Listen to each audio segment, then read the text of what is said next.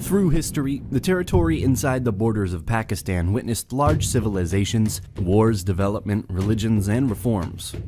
In this video, we will advance rapidly through some important events that existed here. Modern humans are thought to have arrived on Pakistan between 73,000 and 55,000 years ago.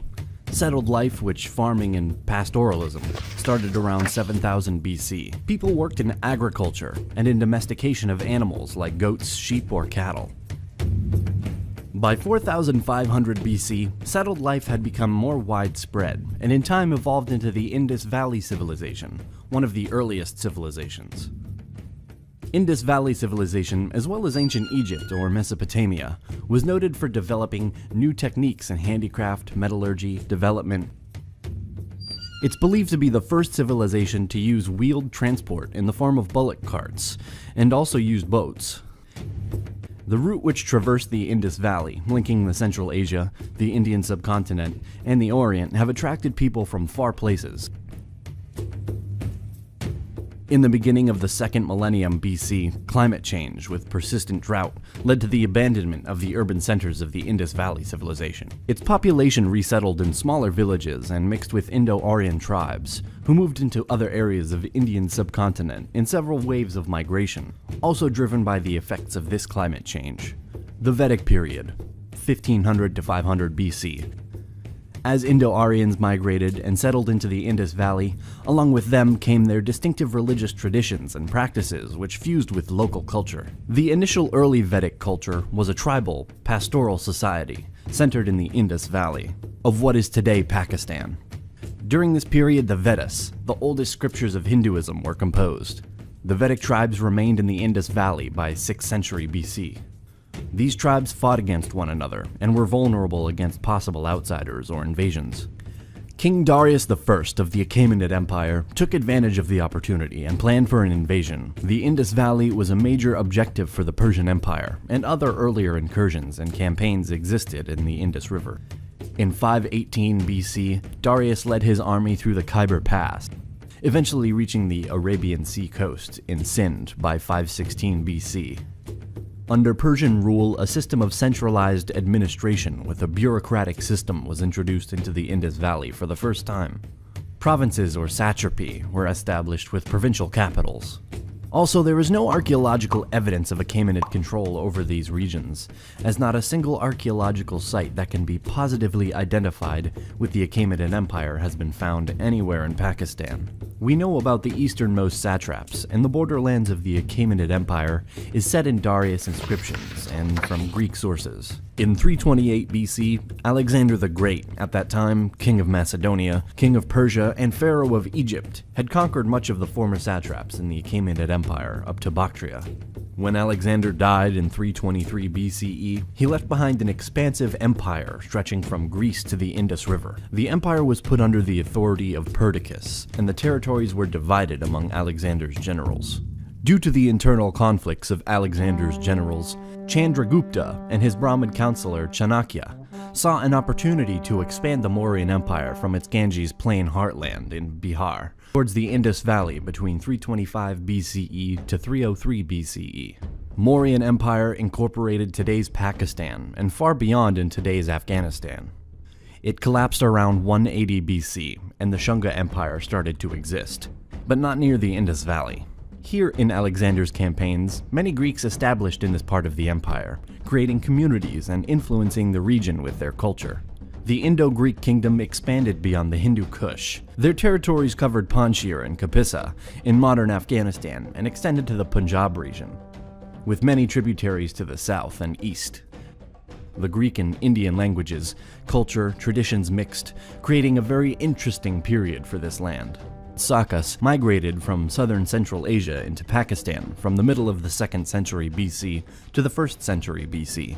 They replaced the Indo-Greeks. Indo-Parthian and Kushan empires ruled the lands here in the 1st centuries AD. By the end of the 3rd century, the Sassanid Shah Shapur I had incorporated the Indo-Iranian borderlands into the Sassanid realm. The Gupta Empire was an ancient Indian empire existing approximately from 320 to 600 and covered much of northern South Asia, including some parts of modern Pakistan, having its border with the Sassanid Empire in the Indus Valley across Indus River. This period is very important. Great accomplishments and great cultural developments took place during the reigns of important leaders. As an example, we can give the literary epics such as Mahabharata and Ramayana. This structure collapsed due to internal and external factors, like loss of territories, invasions, and instability. The Indo-Hephthalites were a nomadic confederation in Central Asia during the late Antiquity period. They were defeated by an alliance of Indian rulers. Brahmin dynasty existed in the region of Sindh between 632 and around 724. In this territory, here were many other small states in the next centuries. Another important period of this land is expansion of the Arab caliphates. A large expansion happened in the 7th century. After conquering the Middle East and the Sassanid Empire, Arab forces had reached the Indus Valley. Muhammad bin Qasim conquered most of the Indus region for the Umayyad Empire. During the time of Arab caliphates, a gradual conversion to Islam happened as the new religion spread more and more. Also, Arabic and Persian languages spread and influenced the region. Ghaznavid Empire and then Ghurid Empire ruled for centuries over the Indus Valley and beyond. By doing so, the new culture and religion was embraced by more and more people, becoming dominant in time. The Delhi Empire was a sultanate based in Delhi that stretched over large parts of India, ruling over the largest rivers here and also deep in India's territory. This sultanate was ruled by 5 dynasties: Mamluk, Khalji, Tughlaq, Sayyid, and Lodi. During and in the Delhi Sultanate, the emergence of the Hindi-Urdu language started to happen. There was a synthesis of Indian civilization and that of Islamic civilization, and the further integration of the Indian subcontinent with a growing world system and wider international networks spanning large parts of Afro-Eurasia, which had a significant impact on Indian culture and society. Mongols attacked the region between the 13th and 14th centuries. Timur invaded the Punjab region and sacked cities at the end of the 14th century. The First Battle of Panipat was fought between the invading forces of Babur and the Lodi kingdom. It took place in North India and marked the beginning of the Mughal Empire and the end of the Delhi Sultanate. This was one of the earliest battles involving gunpowder, firearms, and field artillery in the Indian subcontinent, which were induced by Mughals in this battle. The early modern period started with the Mughal Empire. Mughal rule was briefly interrupted by the Sur Empire. The religion of Sikhism originated during this era in the Punjab province of Pakistan. Mughal rule was the time of economic development, prosperity, and peace for Pakistan, which remained nearly 2 centuries and also the golden age of the region. They were responsible for spreading Urdu and built many masjids, mausoleums, madrasas, and forts in Pakistan. The period was marked by economic activity, excellence in painting, and magnificent architecture. The Mughal dynasty greatly influenced the art, architecture, culture of today's Pakistan. During the decline of Mughal in the late 18th and early 19th century, the other dynasties invaded and then controlled the region. Over these lands ruled the Durrani Empire, the Marathas, and the Sikh Empire. Most of the territory of modern Pakistan was occupied by the East India Company of the British Empire. A series of conflicts followed in the region, in which the British fought local rulers, Sikhs and Afghans. Pakistan became part of British rule later than other parts of South Asia, and it stayed this way until the 14th of August, 1947, when Pakistan gained independence. The 2 provinces of British India, Punjab and Bengal, were divided along religious lines. Violence and conflicts existed between the Hindus, Sikhs, and Muslims, and millions migrated to the new borders in some exchanges of population.